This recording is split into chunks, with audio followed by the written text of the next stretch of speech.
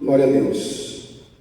Nós sabemos que no calendário cristão, em todo o mundo hoje, pelo menos nesses 3 dias, se celebra os 3 dias principais relacionados à Páscoa. Sexta-feira fala da morte, e sábado é o momento do hiato ali, onde nós entendemos à luz das Escrituras que Jesus está fazendo uma obra nos outros reinos para depois ressuscitar, porque diz a palavra de Deus que ele pregou os espíritos em prisão na época de Noé, ou seja, ele foi a lugares que nós desconhecemos, nós não sabemos, não existe purgatório, amém, irmãos? Amém? Todo mundo está fechado nisso? Glória a Deus. Não existe purgatório, porém, antes de Jesus vir, a palavra de Deus diz que espíritos estavam em prisão na época de Noé. Por que eles estavam em prisão? A Bíblia não diz, Foi um momento em que Deus separou e trabalhou de uma forma específica através da morte de Jesus. Jesus teve que ir lá para resolver essa situação, desses espíritos. Enfim, não sabemos, vamos saber na eternidade. Tem coisas na Bíblia que a gente não vai ter resposta, Por mais que você estude, você não vai ter resposta, porque são coisas pertencentes a Deus. A gente precisa crer, confiar e obedecer a palavra. Amém, irmãos?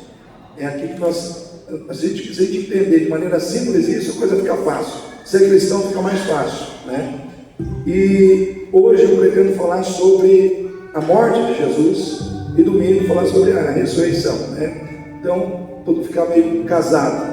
Eu quero que você abra a sua Bíblia em 2 Coríntios, capítulo 5. Segunda carta de Paulo aos Coríntios, capítulo 5.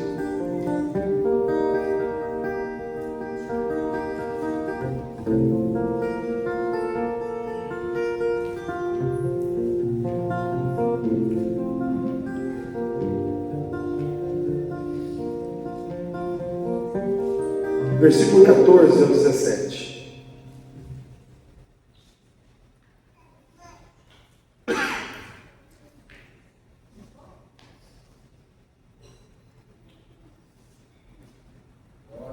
Vamos aos Coríntios 5, 14 ao 17.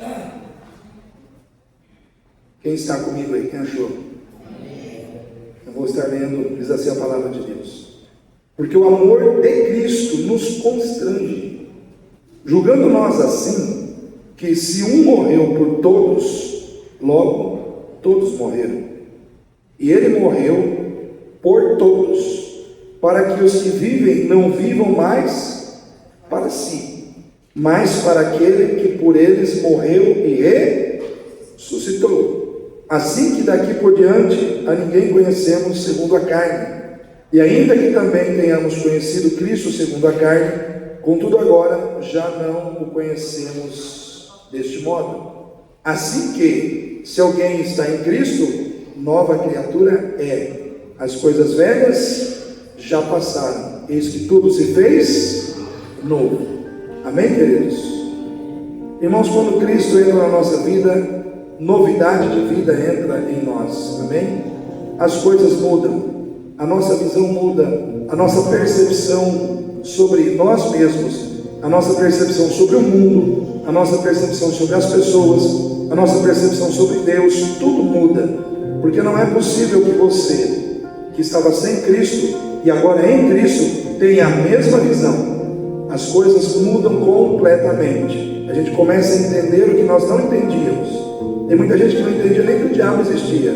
Aí depois que aceita Cristo, começa a entender que existe diabo, Começa a entender que existe inferno, começa a entender que o mundo é maligno, que antigamente o mundo não era maligno, mas depois a gente começa a entender que o mundo jaz no maligno. Porque o mundo é maligno porque jaz no maligno. A palavra jaz, para quem não sabe, significa morto no maligno, Jaz, aqui jaz fulano de tal porque morreu. Então o mundo está morto, irmãos, o mundo está morto no maligno. Então nós vemos no mundo de morte, mas tendo vida em Cristo Jesus. Amém? Ou seja, existe morte à sua volta, mas dentro de você existe vida. Dentro de você tem vida, porque Cristo é a vida. E a palavra de Deus nos revela aqui, porque o amor de Cristo nos constrange, julgando nós assim, que se um morreu por todos, todos morreram, ele morreu por todos. A primeira verdade que esse texto nos diz é que Cristo morreu por você, porque Ele te ama, mas Ele não ama só você, Ele ama a todos, porque Ele não morreu só por você, Ele morreu por todos. A palavra de Deus diz que Ele morreu por todos. Ele não morreu apenas por alguns, Ele não morreu por algumas pessoas que determinados teólogos ou determinadas interpretações teológicas dizem que eram escolhidos, que eram predestinados antes da fundação do mundo para a salvação. Não, Jesus não morreu por alguns, Jesus não morreu para os eleitos, Jesus morreu por toda a humanidade. Jesus morreu pelas pessoas que você não ama, Jesus morreu pelas pessoas que você não conhece, Jesus morreu pelas pessoas que você despreza muitas vezes, Jesus morreu pelas pessoas que você muitas vezes não dá atenção, mas Ele morreu por essas pessoas, morreu por você, porque Ele ama a todos. A Bíblia diz que Deus amou o mundo de tal maneira que deu o seu Filho unigênito, único da espécie, sem igual, para que todo aquele que nele crê não pereça, mas tenha a vida eterna. Ou seja, a morte de Cristo foi um ato de amor soberano por todas as almas que estão no mundo. Ou seja, Deus amou a todos, e por amor a todos, Cristo morreu numa cruz, que é o que todo mundo precisa entender, reviver nesses dias, né? Eu vi na televisão ali algumas igrejas fazendo a encenação da morte de Cristo, muitas pessoas ali interpretando Cristo, porque é necessário que as pessoas entendam o que aconteceu com a morte de Jesus. É necessário que as pessoas entendam quem é esse Jesus que morreu numa cruz. Ele é alguém que morreu por amor, o amor que se manifestou no coração do Pai, mas que também se manifestou no coração do Filho. Não foi só Deus que te amou, Jesus te amou do mesmo jeito. Tanto é que quando vieram prendê-lo, e Pedro, naquela loucura, arranca da espada e corta a orelha do soldado, e aí Jesus pega a orelha do soldado, coloca de volta no lugar, né, e fala: Pedro, se eu não estou aqui, você é morto. Porque imagina, irmão, você corta a orelha do soldado romano, sua vida acabou ali, você vai preso, vai ser morto. Mas naquele momento Jesus conserta o erro de Pedro, e Jesus diz: ninguém tira a minha vida, ninguém tira. Se eu quisesse, uma legião de anjos desceria aqui agora. Uma legião de anjos são 6.000 anjos, irmãos. Já imaginou? Um anjo só matou 180.000 lá no Velho Testamento. 6.000 anjos desceriam ali. Ou seja, ele poderia fulminar, ele poderia incinerar aquelas pessoas que se levantaram contra ele. Mas ao invés de incinerar, ao invés de destruir, ao invés de matar, ele decidiu amar os seus inimigos. Ele decidiu amar não só os que eram seus amigos, mas aqueles que também eram seus inimigos, porque ele morreu por todos. Nós precisamos entender esse por todos. Por todos, sabe o que significa por todos? É por todos. Quer dizer que é todo mundo, né? Ele morreu por todas as pessoas. As pessoas que gostavam dele, as pessoas que não gostavam dele, as pessoas que não o compreendiam, as pessoas que o compreendiam, as pessoas que iam com a cara dele, as pessoas que não iam com a cara dele, não importa. Ele amou a todos. E nós precisamos pensar que se esse Jesus está vivo, e Ele vive em nós mediante a presença real do Espírito Santo, Ele também quer que eu e você amemos a todos. É fácil amar todo mundo, irmãos? Não é, né? Não é. Mas é um exercício que nós temos que desenvolver. É um exercício que nós temos que fazer. Eu lembro que nós visitamos uma pessoa essa semana, e as coisas, pastor, é difícil amar, hein? Difícil, porque esses dias o camarada veio aqui na minha lixeira da minha casa, e aí começou a arrancar tudo, e jogar no chão, e eu falei: não faz isso. E aí ele começou a arrancar e jogar. E aí eu lembrei que eu tinha que amar aquela pessoa, mas confesso que eu estava com vontade de pular na pessoa daquela pessoa. Mas porque Cristo me amou, eu preciso amar aqueles que muitas vezes são difíceis de serem amados. Tem pessoas que são mais fáceis de serem amadas, sim ou não, irmãos? Tem pessoa que não precisa nem pedir, você já ama assim rapidinho. Mas tem pessoa que você tem que se esforçar um pouco mais, sim ou não, irmãos? Sim ou não, irmãos? É fácil amar flamenguista, irmãos? Estou brincando, irmãos, é fácil sim. Flamenguista é fácil. Difícil é corintiano. Estou brincando, meu Carlinhos. Irmãos, a gente tem que deixar muitas vezes as nossas... Sabe por que às vezes nós dificultamos o amor, ou o fluir do amor na nossa vida? Porque nós colocamos gostos pessoais, preferências, situações ideológicas acima do amor de Cristo. Viés político, sim ou não, irmãos? Eu já ouvi falar assim que tem gente de esquerda que bloqueou gente da direita, gente da direita que bloqueou da esquerda, gente do centrão. Não, eu sou da direita, não, eu sou da esquerda. Irmão, nós somos de Jesus, né? Irmão, Jesus precisa voltar a ocupar o primeiro lugar no nosso coração, né? Porque senão o amor que ele veio para manifestar a todos, não vai se manifestar a todos. Não vai se manifestar a todos, porque nós, como corpo de Cristo na igreja, estamos barrando o fluir do amor de Cristo em nossas vidas. Porque estamos mais preocupados com questões pequenas, com questões insignificantes. E o mais importante a gente está deixando de fazer. Quando Jesus fala da parábola do bom samaritano, ele está falando com judeus religiosos ferrenhos, que chegaram ali para, colocar na parede. E aí Jesus, eu acredito que de propósito, ele dá aquele exemplo do homem que descia de Jericó para Jerusalém, para Jericó, e no meio do caminho os salteadores o apanharam, o espancaram, deixaram ele meio morto, levaram tudo que ele tinha. E aí aquele homem estava caído lá no chão. Aí passa um sacerdote. O que o sacerdote fez, irmãos? Foi embora. Agiu com indiferença, né? Aí passou um levita. Agora o levita vai, não, o levita é gente boa. O levita foi embora também, né? Aí passa um samaritano, né? Aí Jesus usa o exemplo do samaritano para um judeu, porque para um judeu o samaritano não valia nada. Irmãos, para um judeu o samaritano era a pior pessoa, ou vamos dizer assim, a pior pessoa para ser usada como um bom exemplo era um samaritano.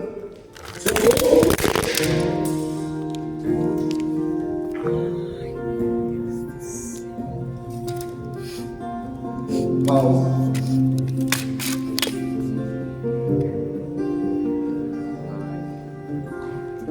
Quebrar, né, o pedestal. Nós estamos falando do samaritano, né? Então, o samaritano para o judeu era o pior exemplo a ser usado como uma boa pessoa, ou como um bom exemplo. Por quê? Por causa dos preconceitos. Sim ou não, irmãos?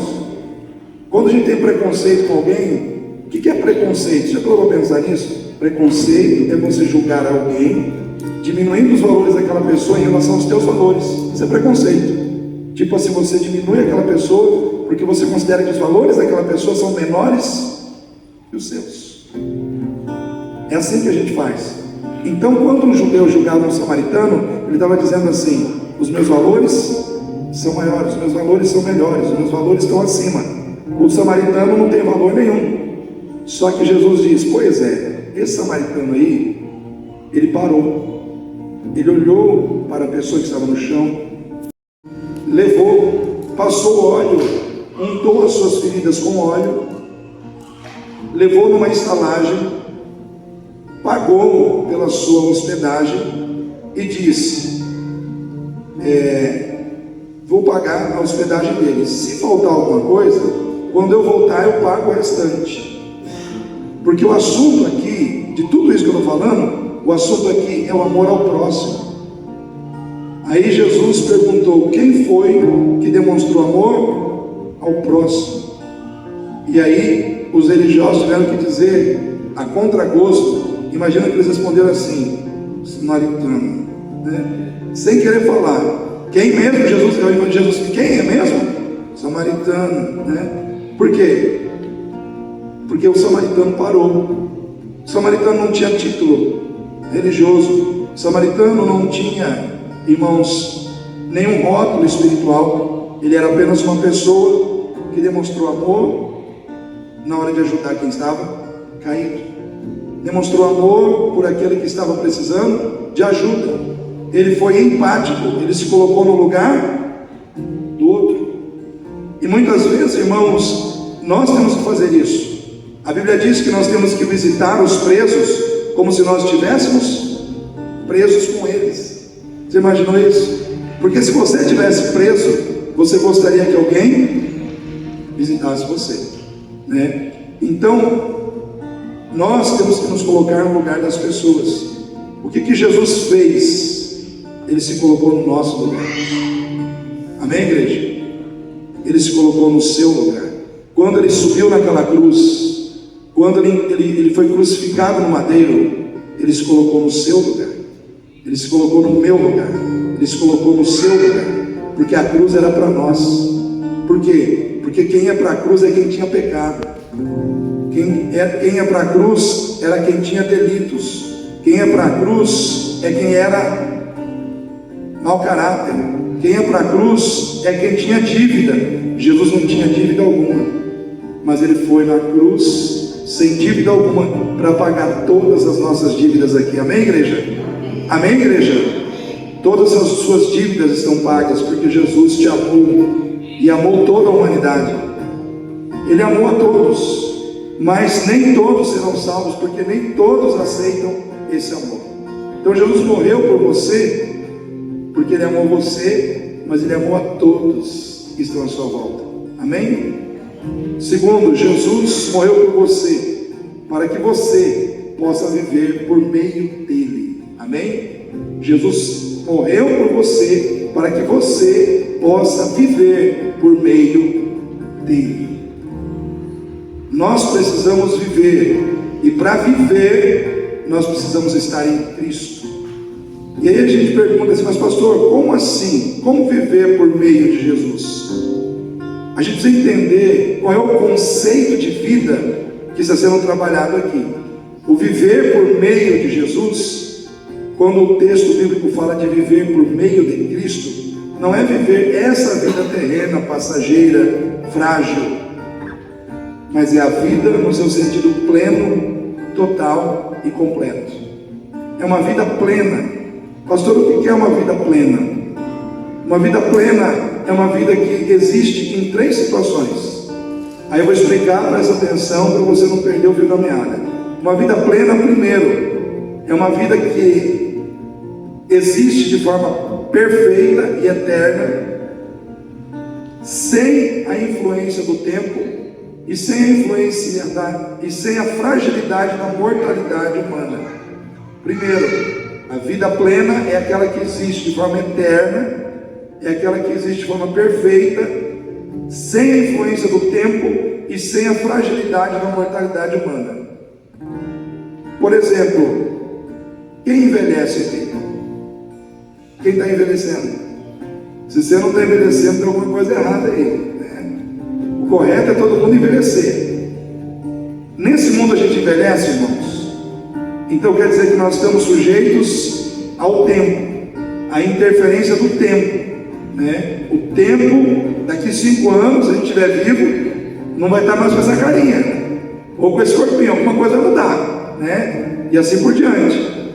Outra pergunta: nesse mundo a gente nunca fica doente? Quem já ficou doente? Quem está enfrentando algum tipo de enfermidade? Ou seja, então existem fragilidades físicas relacionadas à nossa condição de seres mortais nesse mundo, sim ou não?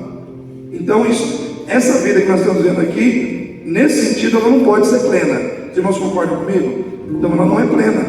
Primeiro, porque ela está debaixo da interferência do tempo. Segundo, ela está debaixo da fragilidade de um corpo mortal, que sente, que sofre, que fica doente, que enfraquece, que debilita, sim ou não?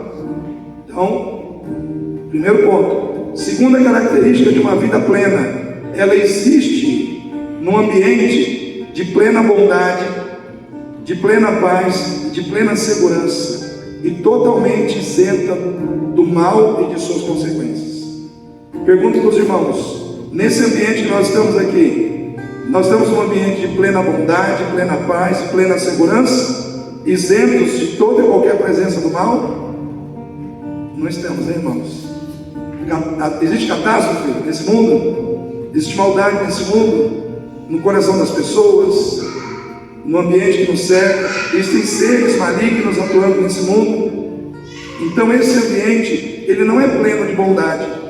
Esse ambiente, ele não é pleno de paz. Esse ambiente não é pleno de segurança. A gente pode estar no meio de um vendaval, cair um telhado na nossa cabeça e a gente vinha óbito. Pode ou não pode, irmãos? A gente não está pleno de segurança. E a última característica de uma vida plena é a perfeita e eterna comunhão com Deus, com base no perdão por Ele mesmo dado. Esse conceito de vida a gente já está vivendo. Nós já estamos vivendo uma comunhão com Deus, baseada, vamos dizer assim, no perdão que Ele nos deu, porém nós não estamos vivendo a plenitude desse conceito. Sim ou não, irmãos?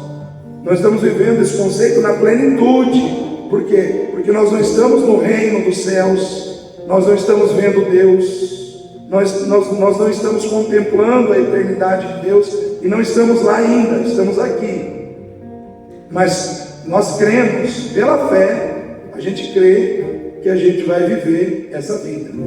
Então essa vida, com essas três características, é a vida plena.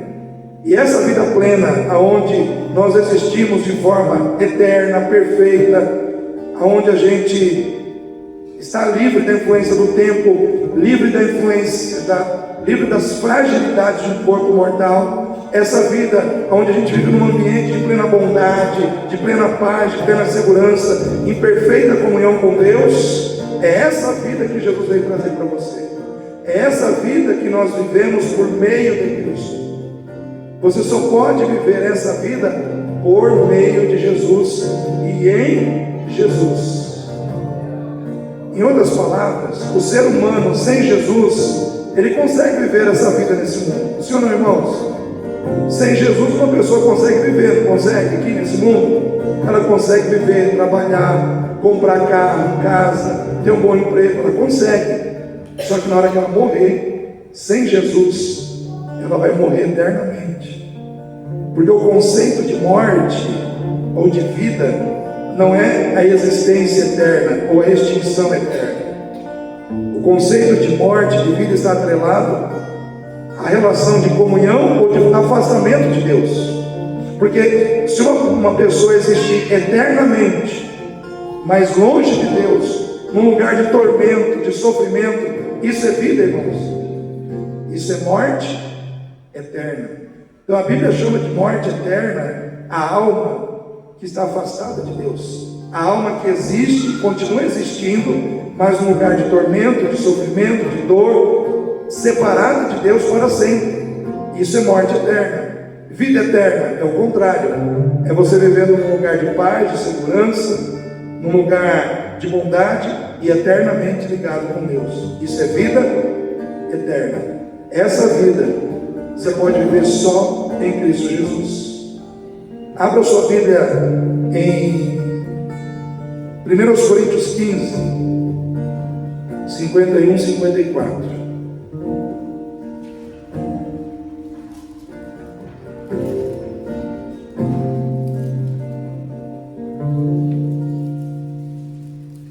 Coríntios 15, de 51 a 54. Vamos ver um pouco de escatologia aqui. Coisas do futuro. Situações que vão acontecer no futuro próximo. A gente espera que seja no futuro próximo. Olha só o que diz aqui, 1 Coríntios 15, 51 em diante. Eis, aqui vos digo um mistério. Na verdade, nem todos dormiremos, mas todos seremos transformados, no momento, num abrir e fechar de olhos, ante a última trombeta, porque a trombeta soará, e os mortos ressuscitarão, como irmãos? Incorruptíveis, e nós seremos transformados, porque convém que isso que é corruptível se revista do quê? Da incorruptibilidade, e isso que é mortal se revista do quê? Da imortalidade. E quando isso que é corruptível se revestir da incorruptibilidade, e isso que é mortal se revestir da imortalidade, então cumprir-se-á a palavra que está escrita: tragada foi a morte na vitória. Amém, queridos? Então aqui está falando que o que era corruptível se tornará incorruptível, aquilo que era mortal se tornará imortal. E aí o apóstolo Paulo diz assim: nem todos dormiremos, mas todos seremos transformados, num abrir e fechar de olhos, ante ao tocar da última trombeta. Como é que você interpreta isso? Eu só tenho uma maneira de interpretar isso, irmãos: o arrebatamento da igreja. Porque quando ele diz nem todos dormiremos, quer dizer que nem todos morreremos, nem todos morreremos.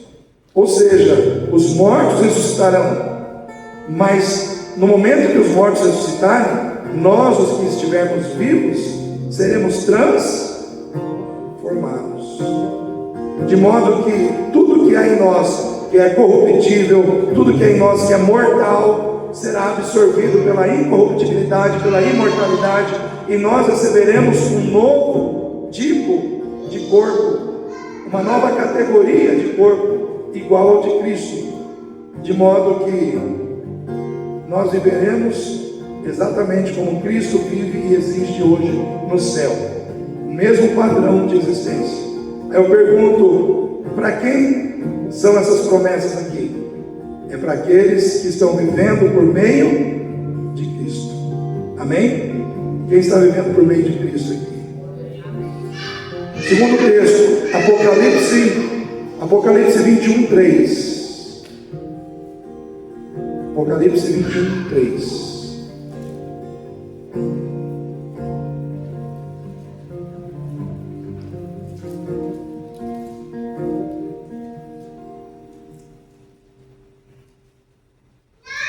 Diz assim: e ouvi uma grande voz do céu que dizia: eis aqui o tabernáculo de Deus está com os homens, pois com eles habitará, eles serão o seu povo, e o mesmo Deus estará com eles e será o seu Deus. E Deus limpará de seus olhos toda lágrima, e não haverá mais morte, nem pranto, nem clamor, nem dor, porque já as primeiras coisas são passadas. E o que estava sentado sobre o trono disse: eis que faço novas todas as coisas. E disse-me: escreve, porque essas palavras são verdadeiras e fiéis. E disse-me mais: está cumprido. Eu sou o Alfa e o Ômega, o princípio e o fim. A quem tiver sede, de graça lhe darei da fonte da água da vida.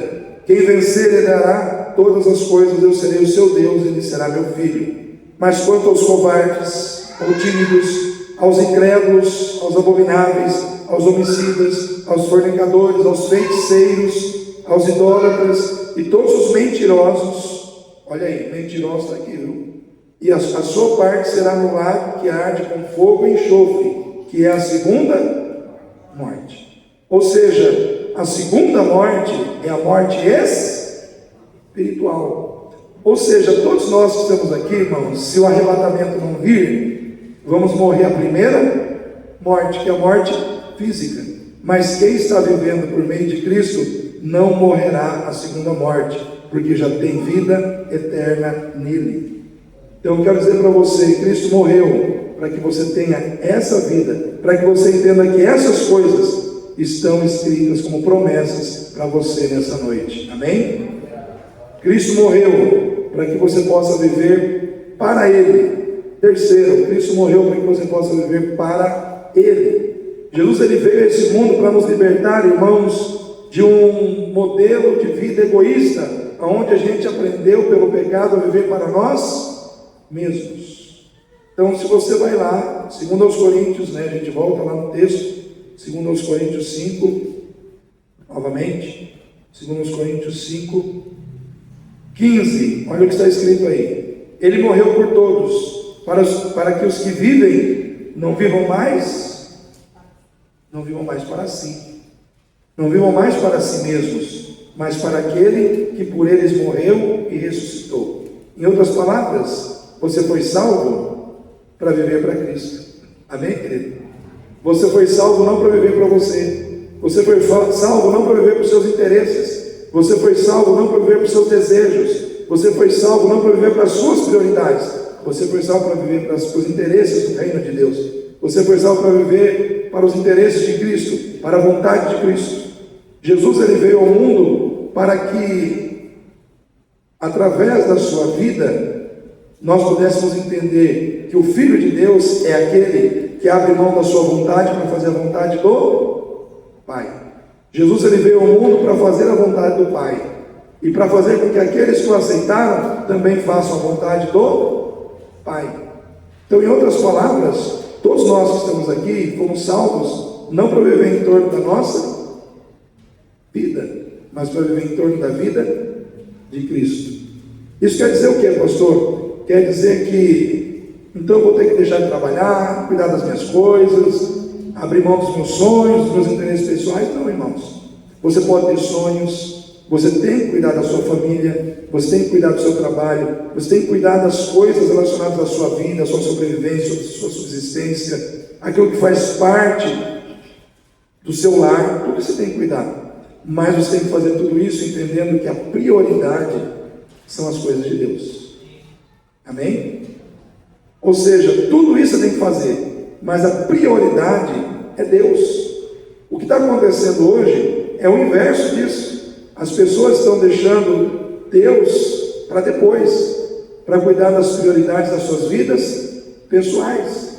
Por isso, muitos poderão perder a sua salvação quando chegar lá no final da caminhada, porque viveram não para Deus, foram salvos pelo Senhor, mas não viveram para o Senhor, não viveram para a vontade de Deus, viveram para as suas próprias vontades. Então a parábola da ceia fala sobre isso, né? Quando o Senhor prepara uma festa, e a festa significa a entrada no reino dos céus, ele diz: manda chamar os meus escolhidos. E aí o primeiro diz: não posso, porque comprei uma junta de bois e preciso vê-los, então eu não poderia ir.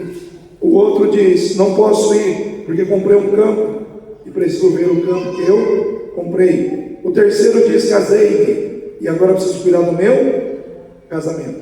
Eu pergunto para os irmãos: casamento, comprar terra, comprar gado é pecado? É pecado essas coisas? Não é. Não é pecado. Só que essas coisas que não são pecados se tornaram um problema na vida daquelas pessoas, porque não conseguiram mais ouvir o chamado de Deus. Eu pergunto para você: você ainda está ouvindo o chamado de Deus? Quando Deus te chama, você ainda consegue dizer sim? Ou você é aquela pessoa que está dizendo não para Deus, porque tem coisas mais importantes que estão na sua vida e que estão ocupando o lugar de Deus? Porque, irmãos, idolatria, eu já disse isso aqui no templo, não são só as imagens de gesso, de barro, que tem na igreja católica. Idolatria é tudo aquilo que a gente coloca no lugar de Deus na nossa vida.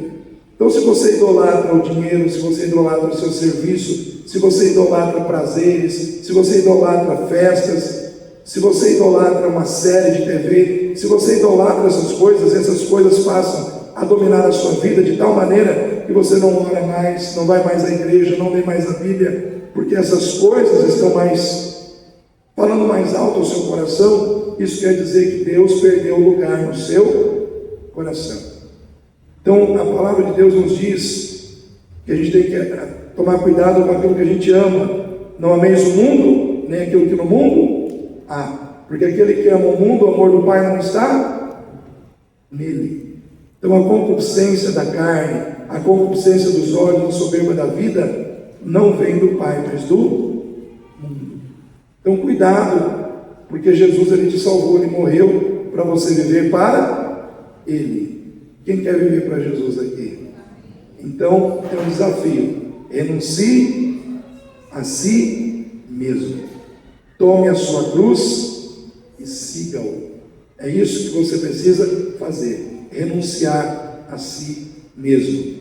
Terceiro, irmãos, Jesus morreu para que você possa vencer por Ele. Quem quer vencer em Cristo? Jesus venceu. Jesus venceu a morte, Jesus venceu o pecado, Jesus venceu a Satanás. E você só consegue vencer por Ele. Você só consegue vencer o pecado nele. Você só consegue vencer a morte nele. Você só consegue vencer a força das trevas nele. Eu vi um vídeo que me chamou a atenção, eu passei inclusive no grupo, de um muçulmano que ele viu um demônio. Quantos viram esse vídeo? Apareceu um demônio para ele, como se fosse uma fumaça negra, e estava sugando tudo, como se fosse um buraco negro, e aquele demônio foi se aproximando dele, e aí ele comenta ali no testemunho dele que ele usou o nome de Alá, que ele usou todas as orações que ele conhecia no Alcorão, mas o demônio não ia embora, pelo contrário, o demônio estava cada vez se aproximando mais dele, até que chegou um ponto em que ele já havia esgotado todos os recursos que ele sabia sobre a fé islâmica, e ele não conseguiu fazer o demônio embora, e ele já estava se sentindo sufocado, perdendo as forças. Aí veio uma voz e disse para ele: clame por Jesus. E ele falou que naquele momento ele era algo muito diferente para ele, que ele não fazia parte da fé dele, mas ele nem pensou. Na hora que ele clamou por Jesus, disse, perguntando se Jesus era de verdade, que ele era a verdade. Naquele momento aquele demônio se afastou dele. Por quê? Porque só Jesus resolve, irmãos, as questões espirituais da nossa vida. Só Jesus tem poder sobre o reino espiritual. Só nele nós podemos vencer a força das trevas. Só nele nós podemos vencer o pecado, irmãos. Nele nós vencemos o pecado original, mas tem um pecado existencial que nos cerca todos os dias, tentando nos levar, irmãos, à queda, ao fracasso. E como é que a gente vai ter forças para vencer o pecado? Em Cristo, porque Ele venceu. Ele venceu, e nele você também é vencedor. Ele morreu para que você possa vencer o pecado, para que você possa vencer a morte, para que você possa vencer Satanás, para que você possa vencer as aflições da vida. Lá em Isaías 53, abra sua Bíblia lá, Isaías 53.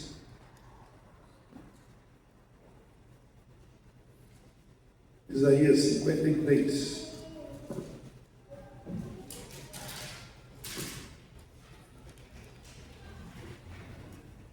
Versículo 4 diz assim: verdadeiramente Ele tomou sobre si as nossas enfermidades, e as nossas dores levou sobre si, e nós o reputávamos por aflito, ferido de Deus e oprimido, mas Ele foi ferido por causa das nossas transgressões, e moído por causa das nossas iniquidades. O castigo que nos traz a paz estava sobre Ele, e pelas suas pisaduras fomos sarados.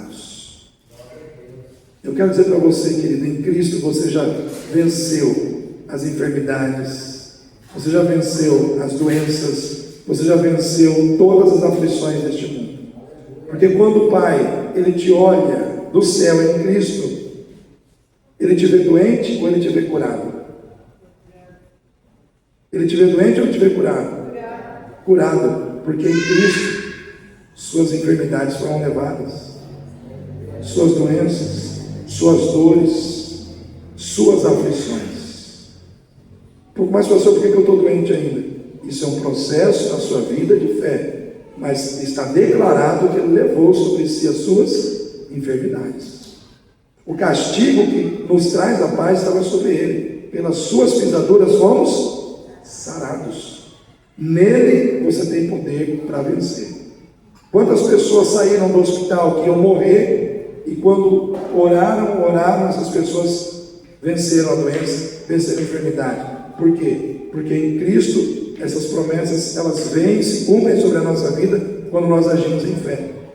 Então haja em fé, comece a buscar em Deus aquilo que a palavra de Deus diz. Senhor, a tua palavra diz que eu fui sarado, que eu fui curado, que eu fui liberto. então, Senhor, faça isso se materializar na minha vida, em nome de Jesus. Mas cabe a você trazer à existência aquilo que a palavra disse que Deus já fez. Amém, igreja?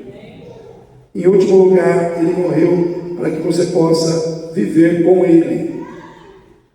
Abra sua Bíblia em João 14. João 14.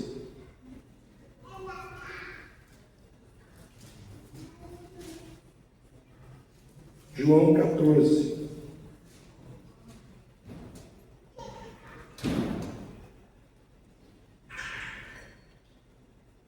Diz assim: não se turbe o vosso coração, versículo 1. Crede em Deus, crede também em mim. Na casa de meu Pai há muitas moradas. Se não fosse assim, eu vos teria dito: vou preparar-vos lugar. Quando eu for e vos preparar lugar, virei outra vez e vos levarei para mim mesmo, para que onde eu estiver, estejais vós também. O que o Senhor está dizendo? Que Ele vai levar você para estar com Ele na eternidade, para estar com Ele aonde Ele está. Ele morreu para que você pudesse viver com Ele, para que você pudesse estar com Ele, para que Ele pudesse levar você desse mundo e te colocar num lugar maravilhoso que já foi preparado por Deus. Porque Ele diz que na casa do meu Pai há muitas moradas, e uma dessas moradas já é tua, viu, Jorge? Não vai perder ela, hein? Permaneça firme até o fim, para garantir essa morada que já está lá. E o bom é que essa morada, irmãos, não precisa pagar nada, ela já está preparada. Deus já pagou com o sangue do seu filho. Você só precisa tomar posse, permanecer fiel até o fim, para que você possa tomar posse dela na eternidade. Então eu quero que você fique em pé nesse momento, para que nós possamos orar, agradecer a Deus, porque Jesus morreu para nos salvar. Ele morreu para que nós pudéssemos receber tudo isso que foi dito nessa noite. Mas cabe a nós caminharmos até o fim em fidelidade ao nosso Deus, para que Ele possa cumprir nas nossas vidas o que Ele determinou na sua palavra. Pai, em nome de Jesus, o Senhor prometeu, Pai, todas essas coisas. O Senhor prometeu todas essas bênçãos àqueles que estão em Cristo. Por isso, meu Pai, nós estamos aqui nessa noite. Jesus morreu por nós, porque Ele nos amou, mas Ele não amou somente a nós individualmente, Ele amou a todos. Ele amou a todos igualmente, Senhor. E assim nós devemos amar também. Jesus morreu por nós, para que nós pudéssemos viver por Ele. Jesus morreu por nós, para que nós pudéssemos viver para Ele. Jesus morreu por nós, para que nós pudéssemos vencer nele. Jesus morreu por nós, para que nós pudéssemos viver com Ele por toda a eternidade. Ele vai nos levar num dia específico, porque já está tudo preparado, tudo está preparado. Ó Deus, lá no céu, tudo já está preparado. Nós é que precisamos nos preparar para, ó Deus, tomarmos posse daquilo que o Senhor já preparou. São as nossas vidas que precisam ser preparadas para que nós possamos entrar no descanso eterno, receber as bênçãos que o Senhor preparou para nos entregar. Nessa noite, Pai, ó Deus, prepara cada coração que aqui está. E se há alguém aqui nessa noite que ainda não entregou sua vida para Jesus, que essa pessoa possa fazê-lo nessa noite, que essa pessoa possa entregar a sua vida a Cristo, porque sem Jesus não há salvação. Sem Jesus não há perdão, sem Jesus não há acesso ao céu. Só nele e através dele nós podemos viver a vida plena que o Senhor nos prometeu. Por isso, Pai, eu quero entregar essa palavra nesse momento a esta igreja que está aqui reunida nessa noite e exaltar a Cristo como Senhor e Salvador das nossas vidas. Aleluia. Nesse momento, Gabriel e a Isadora vão estar cantando. Em seguida eu vou estar chamando vocês para estarem orando, para virem aqui à frente, para que eu possa estar orando por vocês. Graças a Deus, igreja. Amém. Vamos continuar nesse espírito de exaltação ao nosso Senhor e Salvador.